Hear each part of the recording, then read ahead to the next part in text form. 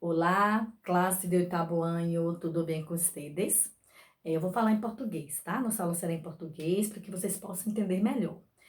Antes de começar a aula, eu quero pedir que você, depois que assistir esse vídeo todo, coloque seu nome lá nos comentários, tá certo? Então, vamos começar ouvindo um áudio, né? Ouvindo um texto que está no seu livro na página 22. Depois, você pode colocar o CD, se você tiver, coloca o CD no notebook ou no computador para ouvir mais vezes, porque língua estrangeira, quanto mais a gente escuta, melhor para a gente aprender. Se você não tiver o CD, não tem problema. Faça sua leitura normalmente, tá bom? Então vamos lá, vamos escutar atentamente.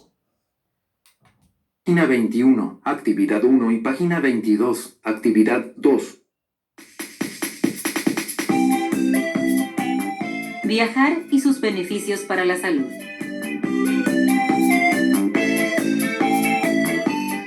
Al estar más relajado, mejora la calidad del sueño y descanso nocturno. Aumenta la actividad física, ya sea paseando, caminando, nadando. Disminuye el nivel de estrés. La exposición al sol, en horarios permitidos y con fotoprotección, favorece la síntesis de vitamina D. Si vas al mar, los baños con agua de mar mejoran la tonicidad de los músculos. Y las sales y minerales son beneficiosas para la piel. Es más fácil encontrar tiempo para hacer lo que te gusta. Se ejercita el cerebro con la incorporación de nuevos conocimientos, con el contacto con otras realidades y con diferentes entornos.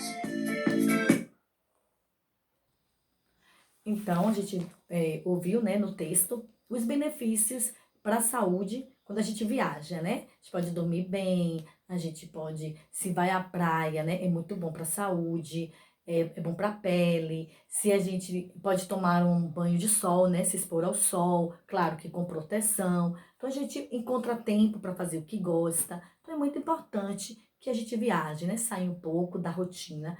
É muito importante e faz muito bem para a nossa saúde, tá? Então, vocês, como eu falei, podem fazer a leitura, vão fazer a leitura depois desse texto novamente. Se puder escutar o texto, né, colocar o CD, será bom, tá? Se não puder colocar o CD, apenas faça a leitura. Aí você vai responder a primeira questão, que está na página 21.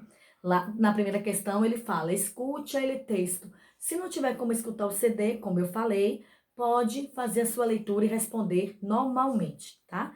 E responde também a página 23, tá certo? Então, lê o texto, é a questão 2, responde a primeira questão, que está na página 21, e responde a página 23, tá bom? Então, agora, a gente vai conhecer um pouquinho sobre os particípios irregulares, tá? A gente viu na primeira unidade os particípios regulares, né? Que tem aquelas regras que eu falei para você, que todo verbo regular terminado em AR, o particípio é ado. Cantar, cantado. Todo verbo terminado com ER, o particípio é ido. Vender, vendido. Todo particípio terminado, todo verbo terminado com IR, o particípio é ido, tá? Então, verbos com ER e IR têm o mesmo particípio, ido. Isso para os verbos regulares. Os verbos irregulares, os particípios irregulares, não têm uma regra, tá? Então, você vai observar o verbo, né, irregular, e vai colocar o seu particípio. Então, tem que estudar, tem que aprender mesmo o particípio de cada verbo irregular. Não tem uma regra específica, tá? Eu vou dar alguns exemplos de alguns particípios irregulares agora. Tem alguns verbos no seu livro, tem uma lista de verbos de particípios irregulares no seu livro. Esse conteúdo está na página 25, tá? Depois você pode ir lá, dar uma estudada, dar uma revisada. E na internet também você encontra muitos verbos, né? Muitos particípios irregulares, que também você pode estar dando uma estudada para aumentar o seu conhecimento, tá? Então, por exemplo, o verbo abrir. Qual é o particípio do verbo abrir? Abierto. Abrir, ele é irregular. Então, o particípio é irregular. Abierto. Decir, dicho. Hacer, hecho. Poner, puesto. Romper, roto. Cuidado que não é rompido, tá? Rompido em português, é roto. Particípio do verbo romper, roto. Do verbo é escrever, escrito. Do verbo resolver, resolto. Do verbo descrever, descrito. E por aí vai, certo? E muitos outros particípios irregulares, tá? Eu só dei alguns exemplos aqui para vocês terem uma noção. Então, no seu livro vai ter, né, tem lá outros verbos para você dar uma olhada no particípio irregular e também procura na internet que você vai encontrar outros também, tá? Agora a gente vai conhecer um pouco sobre o pretérito perfecto de indicativo, de verbos irregulares. O que a gente viu na primeira unidade foi de verbos regulares. Agora a gente vai aprender a formar o pretérito perfecto de indicativo de verbos irregulares, que é a mesma coisa, tá? É a mesma regra dos verbos regulares. O pretérito perfecto de indicativo é um tempo que mostra que um fato aconteceu recentemente ou que ainda não terminou totalmente, tá? Como é que eu formo o pretérito perfecto de indicativo? Eu conjugo o verbo haver, que é o verbo haver em português. Eu conjugo no presente do indicativo, mais o particípio do verbo principal. Então, por exemplo, eu conjugo o verbo haver. Eu, tu, as, ele, a. Ou ele, a, ou usted, a. Nosotros ou nosotras, hemos. Vosotros ou vosotras, habéis. Ellos, ellas, ou usted, tá? Então, eu conjuguei o verbo haber no presente do indicativo, mais o particípio do verbo principal. Então, digamos que eu tenho o verbo ver. Qual o particípio do verbo ver? Visto. Então, he visto, has visto, ha visto, hemos visto, habéis visto, han visto. Repare que o V tem som de B, por isso que eu estou pronunciando com som de B, tá? Lembre disso. Então, se, por exemplo, eu tenho o verbo descer, né? Descer na terceira pessoa do plural.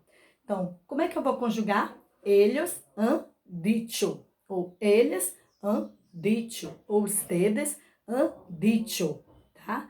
Então, eu coloco o verbo principal, né, no particípio e conjugo o verbo haber no presente do indicativo, tá? Então, se eu tenho lá, por exemplo, o verbo abrir, então eu tenho lá, yo he abierto, tu has abierto, ele ha abierto, ella ha abierto, usted ha abierto, nosotros hemos abierto, vosotros habéis abierto e ellos han abierto, tá? Então, da mesma forma que a gente aprendeu para os verbos regulares, a gente vai usar para os verbos irregulares.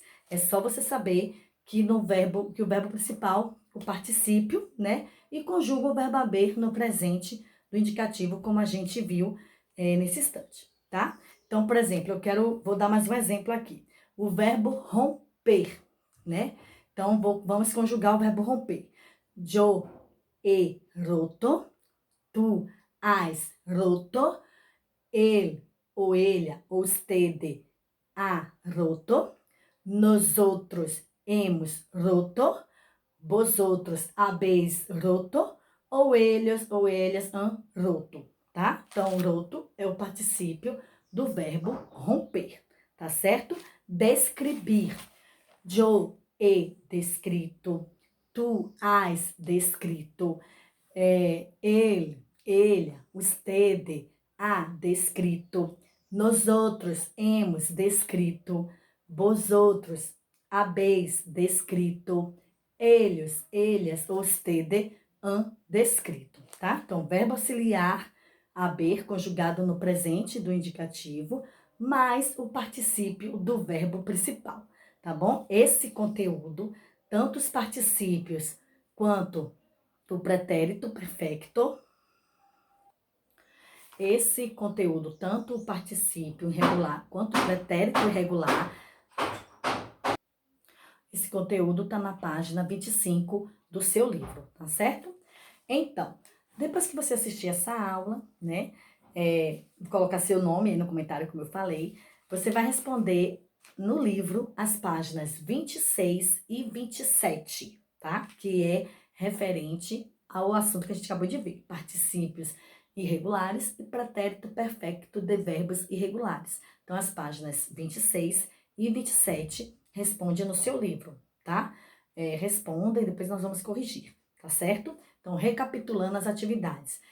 Vai ler página 22, responder a 21 e a 23, responder a página 26 e 27, tá bom? Estuda o conteúdo novamente, sempre bom estudar. Não deixe de estudar, de fazer as atividades, que é muito importante que vocês façam as atividades, tá certo, gente? Estudem todo o conteúdo, revisem o conteúdo, né? Depois que assistir a aula, revisa lá o conteúdo, responde essas atividades 26 e 27, tá certo? Que já é uma forma de você estar aprendendo o conteúdo, tá bom? É muito importante que você faça isso, tá certo? Então, é isso, tá? Espero que vocês tenham gostado, que vocês tenham aprendido.